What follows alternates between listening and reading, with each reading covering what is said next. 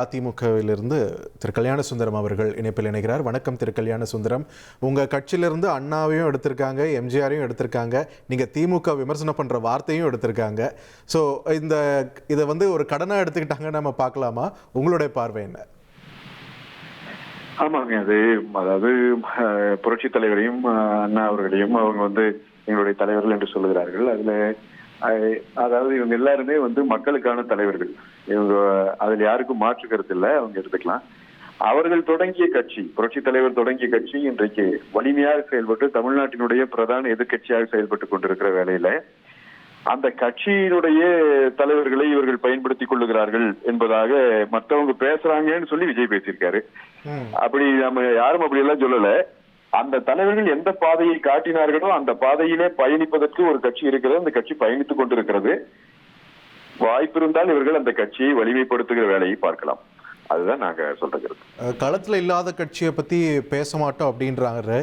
இந்த ஈக்குவேஷன் தமிழக அரசியல் கள ஈக்குவேஷன்ல அதிமுகவை அவர் இணைக்கிற மாதிரியே தெரியலையே.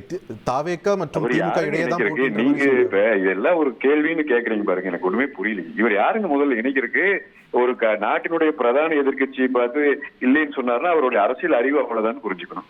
இதை ஒரு கேள்வியா இந்த ஊடகங்கள் எடுத்துட்டு வந்து இப்ப அவரே ஒரு கேள்வி கேட்கிறாரு. இந்த ஊடகங்களை பார்த்து தான் கேட்கிறாருன்னு நினைக்கிறேன். எதுக்கு எங்களையே புலம்பிட்டு இருக்கிறீங்கன்னு கேட்கிறாரு.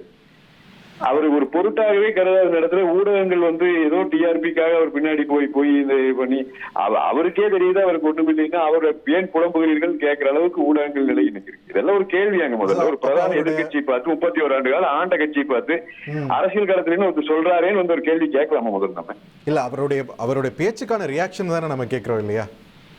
சார் என்ன சார் அவர் ஒரு பேச்சு, அவருக்கு எதுக்கு சார் ரியாக்ஷன்? அவர் எத்தனைக்கு சார் அவர் கவுன்சில் இருக்கிறாங்க, எம்எல்ஏ இருக்கிறாங்க, என்ன சார் இது? எதையோ ஒண்ணு பேசுறதுக்கு ஒரு அரசியல் மக்கள் விருப்பம் எதுவோ அதுக்கு எதிராக ஒரு நெரேட்டிவ் செட் பண்றதுக்கு இப்படி எல்லாரும் சேர்ந்து ஒரு வேலையை செஞ்சுட்டு இருந்தா இது முதல்ல ஒரு பேச்சுங்களா?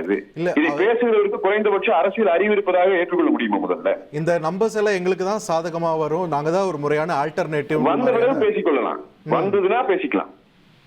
அவர் இப்ப அவருடைய கற்பனைகளுக்கும் அவர் சொல்ல யாரு வேணா பேசலாம் சார். இப்ப தெருவுல போற ஒருத்தன் கூட அடுத்த முதலமைச்சர் நான் தான் சொல்லலாம். அவனுக்கு அந்த உரிமை இருக்குது. இந்த மண்ணுல இந்த அரசியலமைப்பு சட்டம் அப்படியான உரிமையை கொடுத்திருக்கிறது. அது யாரு வேணா பேசலாம். திரு விஜய் அவர்கள் தாராளமா பேசலாம். அதுல எங்களுக்கு என்ன மாற்றுக்கிறதுக்கு போது அவர் பேசிட்டு போட்டோம்.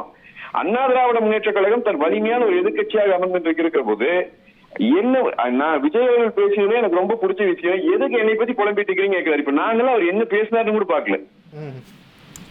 ஆனா எனக்கு ரொம்ப வருத்தமா என்ன அப்படின்னு சொன்னா தமிழ்நாட்டினுடைய ஊடகங்களுடைய நிலை இவ்வளவு மோசமா போயிருக்குது அப்படிங்கிறது அவரே கேட்கிறாரு பாருங்க. எதுக்கு எங்களை பத்தி புலம்பிட்டு இருக்கிறீங்கன்னு. எனவே இந்த புலம்பல்களை நாம் நிறுத்திக் கொள்வது நல்லது அப்படின்னு நான் நினைக்கிறேன். நன்றி திரு கல்யாண சுந்தரம், இணைப்பில் உங்களுடைய கருத்துக்களை பகிர்ந்தமைக்கு. 1,20,00,000 மனங்களை வென்ற தந்தி டிவி யூடியூப் சேனல். தவிர்க்க முடியாத தம்ப்நெயில்ஸ், கலக்கலான கான்டென்ட்ஸ். நீங்களும் இந்த குடும்பத்தில் இணைய இப்பவே சப்ஸ்கிரைப் பண்ணுங்க. அசுரபலம் கொண்ட எங்கள் டிஜிட்டல் கரங்களில் உங்கள் விளம்பரங்களை சேர்க்க வாட்ஸ்அப் பண்ணுங்க 8939888378. Email advttanditv@dttv.in.